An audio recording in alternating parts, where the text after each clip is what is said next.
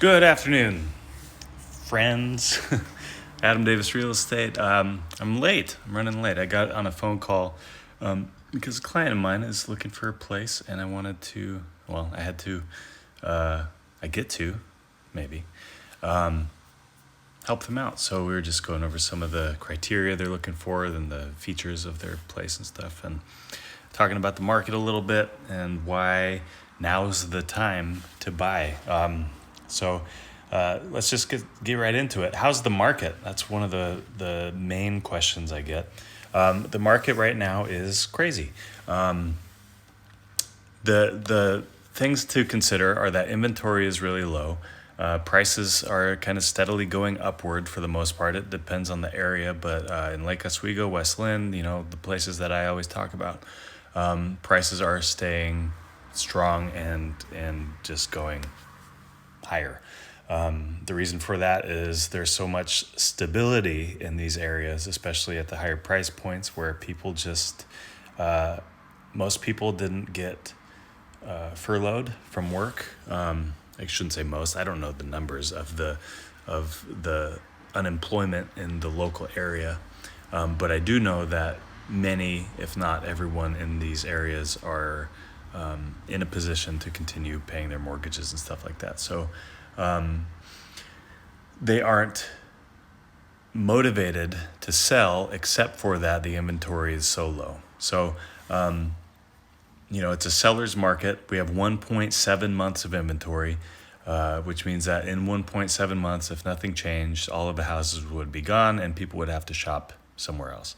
So until that changes, until the market equalizes and there are more houses per buyer, prices are going to keep climbing because sellers don't really have to be competitive because there aren't many houses for buyers to choose from.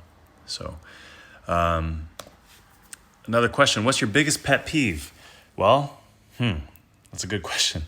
In a day of work, I think one of my biggest pet peeves is when a client or a non-client or someone outside of the business thinks they know more than a realtor. It's insulting, but more than that, they're doing themselves a disservice by assuming that they are smarter than me if they haven't gone through the training and done the consistent continuing education that I do every day to maintain my knowledge, my market awareness, my awareness of what works in a sales process. Every sale is different, every purchase is different, and there are a number of tactics that work in various situations. So, when someone's like, you got to make an offer this way, and I say, that's not going to work on this house in this market for X, Y, and Z reasons, and they get frustrated and sometimes they move on. Frankly, at that point, I'm ready for them to move on because as much as they are interviewing me for the job, I am interviewing them as my client. So I don't have to take every listing. I don't have to take every buyer. I only work with the ones who want to work and are willing to listen to expert advice rather than, try to enforce and drive in their own agenda into a sale, because it just doesn't work like that. And a lot of people have a lot of good ideas, but they're not always the right tactic. So anyway, that's my big pet peeve. What do you do in a day? Or the question is, what do you do? I'm going to elaborate and say, what do I do in a day? I do a ton of research. Let's talk about not work for a sec. I wake up at about 6:30. Today I slept in a little bit. I slept in until about 8, which was amazing. But I'm too tired. I've been doing keto a little bit because I'm an actor. So I'm an actor and a filmmaker and a writer and a musician in addition to my real estate endeavors. And So as an actor, I want to maintain a certain level of body composition that I believe will allow me to get more work and look a certain way. And so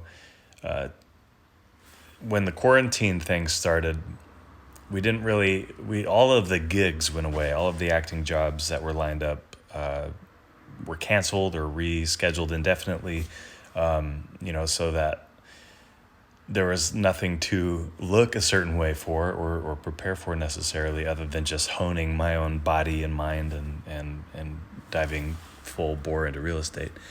But things are easing up a little bit, and the restrictions are lessening a little. So I'm working toward the body composition that I want to be at for work as an actor. So I started keto, and when you 2 weeks ago, and when you do keto, before your body's used to it, you can kind of get sluggish sometimes because your body doesn't have the sugar and stuff to rely upon for fuel. So anyway, I've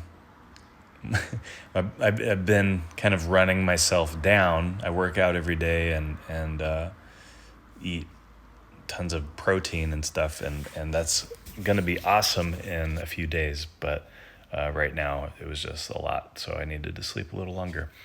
On a normal day, I wake up around 6:30, maybe 6:45 at the latest, but usually 6 to 6:30. I read my Bible for about an hour, and then I work out and I do a class activity. Right now I'm studying for my California real estate license. Before that, I completed my Institute for Luxury Home Marketing qualifying course, so I'm now a member of the ILHM, which is the Institute for blah, blah, blah. I got my motorcycle endorsement, which took some training. I got qualified for my endorsement on Sunday, and I'm doing class work for that, in addition to the California licensing. I got my E-Pro certification, which is all about online marketing, data privacy and security and stuff like that. There's a lot of fraud and so on, wire fraud and things like that I need to protect my clients from. So it was a certification program to sort of empower that activity and teach me the tricks of the trade in terms of what we hold on to as real estate agents, what we can discard, certain providers for data and insurance like stuff. I don't know. There's a lot to it, and I don't want to spend this whole video going into it. But anyway, I try to do some kind of learning activity every day, and then I also play music every day. And the rest, so that all of that is probably about 4 hours of my day. And then I spend, probably about 6, closer to 6, because my workouts are about an hour and a half. My classroom work is about an hour and a half, and then an hour of reading, hour of music, sometimes less. You get the idea. Anyway. And then I do work. I call my clients. We talk about progress updates if we're doing a listing or if we're working on buying a house.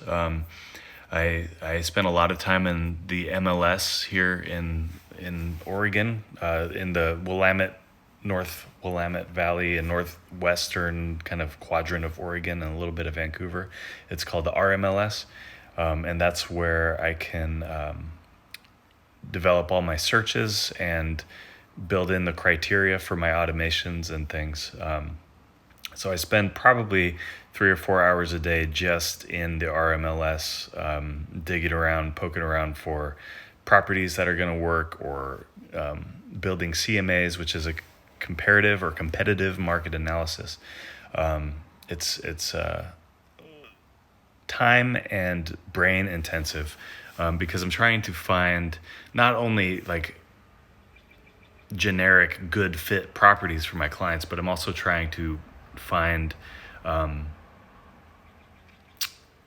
sort of like hidden gems. Real estate is a very personality driven endeavor, and every agent describes things differently. So sometimes what someone is looking for might be described in a way that we wouldn't necessarily anticipate, and so I have to find all of those things. I also spend time working on my own listings to balance what I've put into the RMLS against whatever the market activity is. So if like big yard, if the phrase big yard is selling really well, I have to be aware of that and update my listing to reflect that if it has a big yard, for example. So I kind of have to be on the cutting edge of what works in my marketplace. I have to know all the numbers, so I do a lot of data research and data science, and I pull all of the sold data points and new listings and pendings and all that stuff. So that's another 2 hours of my day, two or three. It just depends on what I'm looking for and what I need to prioritize. I spend another hour or two making phone calls, and that's to all my current clients. I prioritize my current clients because they're the people who are relying on me for information and contact and attention, and I like to give everyone my full undivided attention. So that it's impossible to pay full undivided attention to everyone. So I prioritize giving that attention and that concierge level of service to the people that I'm actively working with, because frankly, I think they deserve it. And I really pride myself in my ability to be on call and in constant communication as needed. Sales are won and lost over the agent's ability to communicate. And I put a very high value on constant communication and the ability and the availability to be in communication. And then, I try to end my day at around like 7. So sometimes that works out. If I'm looking for a house, or if there's a search that's particularly exciting or urgent, I can work all day. From 8 a.m. to 9 or 10 p.m. Just depends. I won't ever stop a day leaving something undone. So I will work as long as I need to. But the latter half of the day, my wife and I, just be together and watch shows. We're watching all of the Marvel universe, the latest. What is it? The third something or other. And we're watching them in chronological order. So we started with Captain America, we started with Agent Carter, and now we're on Luke Cage. And so we're going through the universe as though it were happening in real time. And then when we get sick of it, we watch Arrested Development right now, or The Last Dance on Netflix, which is the Michael Jordan Chicago Bulls biopic, series. It's awesome, by the way, so watch it if you can, if you want. How do you get paid? I get paid it depends on which side of the sale I'm on.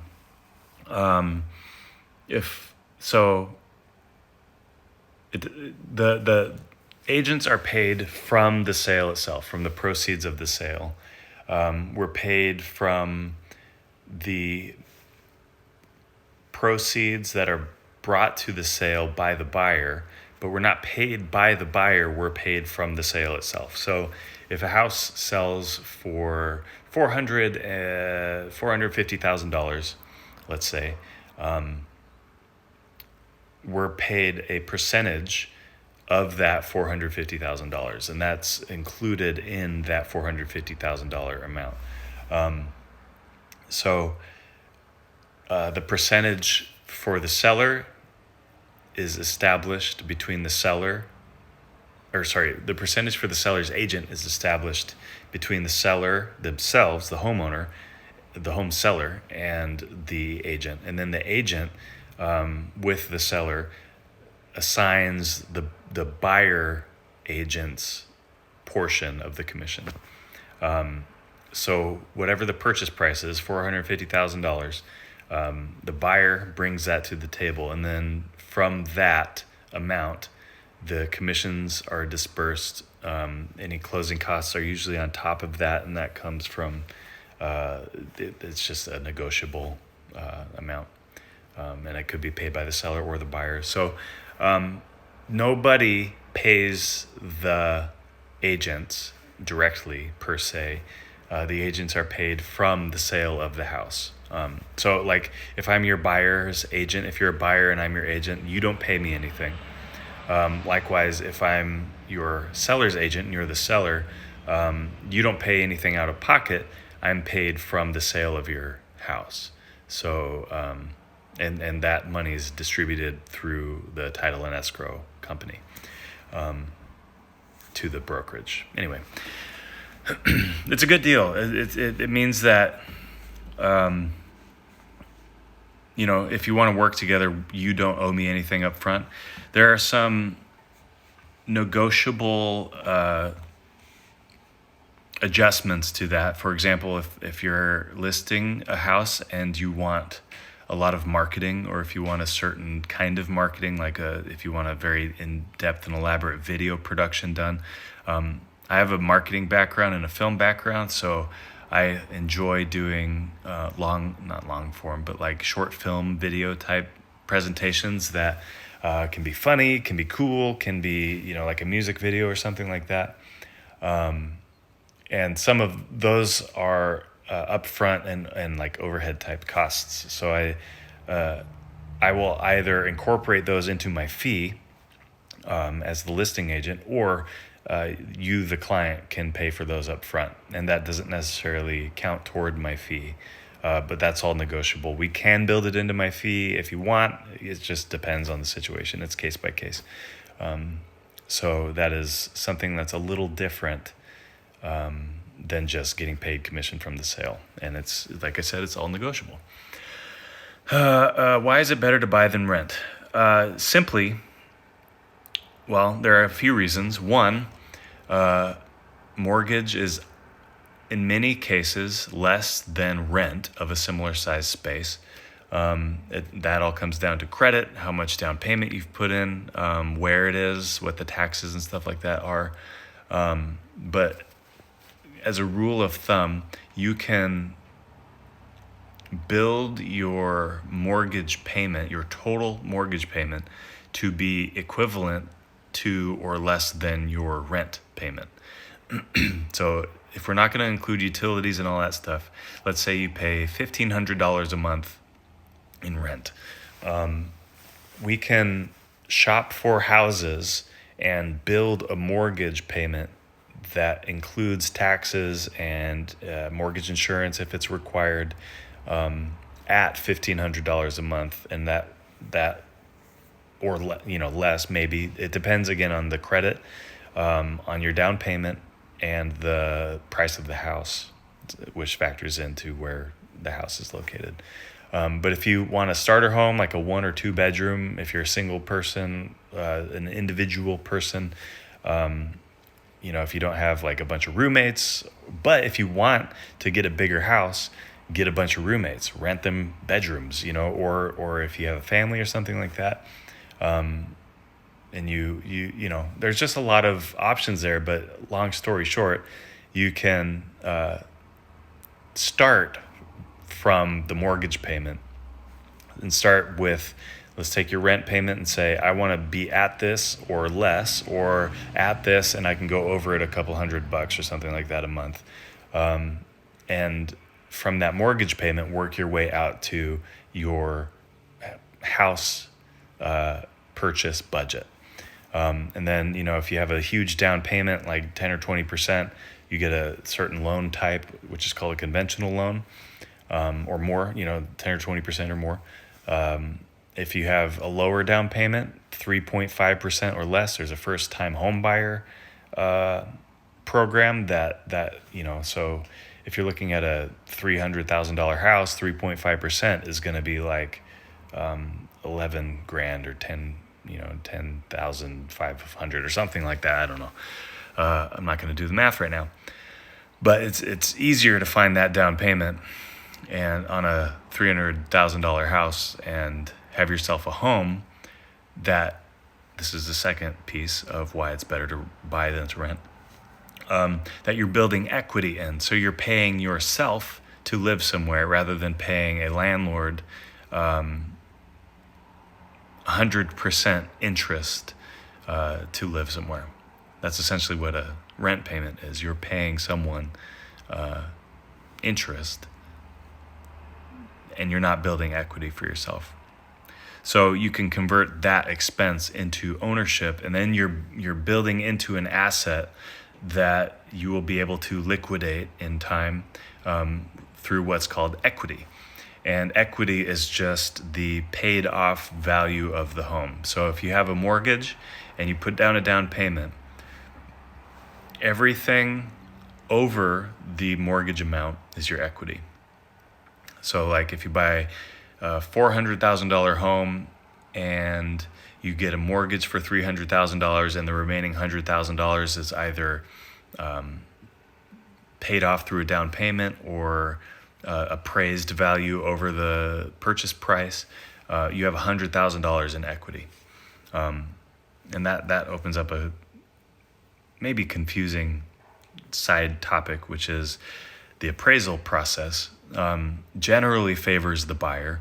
It can either appraise high over your offer and you gain equity in the home, or it can appraise low under your offer, and you can the sales price will be adjusted to reflect that low appraisal. So the appraisal adds a time wrinkle, and it's sometimes a home in a certain condition, if it's in poor condition, cannot pass the appraisal requirements of the lender, and the lender can refuse to underwrite the loan. But generally, the appraisal is just like a technicality that needs to be done so that the underwriter of the mortgage can confirm that they're writing a mortgage on a viable property, investing in a viable property. Next question was just a smiley face. So, do you have any hobbies? Yeah, I went into some of them. I talked about music. I talked about exercise. I work out every day. I lift. I do.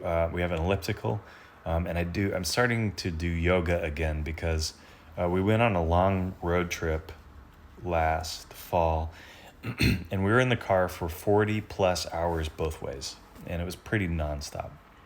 And after that, maybe it was 2 years ago. So we went last year. I think it was this last one. So after that, my hips were so tight that it hurt to stand up. I was so pulled forward, hunched forward into this seated, road trip posture. So I did a lot of yoga for about a year. And then I was like, yoga's boring. It takes forever. And I don't, it's not as exciting to me as lifting.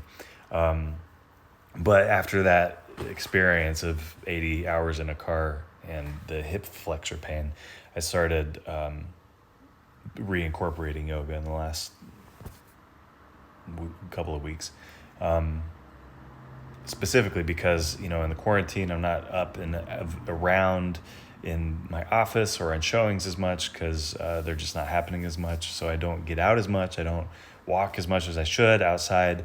And I find myself seated a lot in front of my computer and on the phone and stuff. So I'm starting to reincorporate yoga. What else? I love to rock climb, but I haven't done it in a while. I paint. I actually just became a semi-finalist for an art competition that I entered myself into called the Engage Art Contest, which is a faith-based art competition.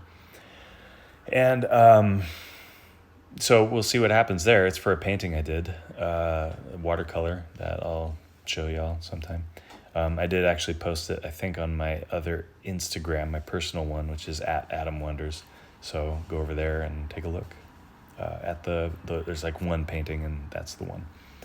I write. I'm a professional actor and filmmaker, and I am a screenwriter as well. So I write all the time. I can't say all the time. I haven't written in a while because I've been diving so deeply headfirst into this real estate business while the film industry is kind of on its hiatus. But I've been writing again for the last couple of months, and I'm working on a screenplay and some other stuff. So I do a lot of writing. I do a lot of cooking. I'm making yogurt right now. Let's see if we can see. There's an Instant Pot right there. And I'm making Greek yogurt. So I discovered or invented, maybe, I'm an inventor of food things. I invented a recipe for low carb cookies, and it's really good. They're like sugar cookies using protein powder, almond flour, and Greek yogurt and butter, and like a little bit of almondine or almond extract. They're phenomenal. You put some peanut butter in them. I'm gonna do some low carb or just dark, 100% dark chocolate chips. They're phenomenal. Anyway, so that's me. That's the market. That's what I do in a day, how I get paid. Better to buy than to rent. So I hope you found this informative and enjoyable. I know I kind of ramble and I'm not super exciting. I'm trying to be. But I'm a dedicated and diligent person, and if you're looking to buy or sell, or if you want to talk about the Bible or music or awesome stuff to do in Oregon, I love hiking, camping. If you want to talk about art or movies, drop me a line and let's chit chat. And if you want to just look at houses because they're fun to look at, let me know. I can't show you houses if you're not on the market to buy, but I can show you houses if you are, and it is fun. So let's schedule a time. Let's sit down and talk. Let's if you're wanting to sell, I've got some listing materials for you to look at. We can talk about the video production that I do for you and how I strategize my listing marketing. So there's a lot to choose from and a lot to do, and I love doing it. It's super fun. I'm passionate about helping people find home, and I want to do everything I can to elevate the home buying and selling experience. My mission statement is elevate and serve. So if that gives you an idea of what I like to do as a real estate agent, as a real estate professional. I want to give you the concierge experience at any price point.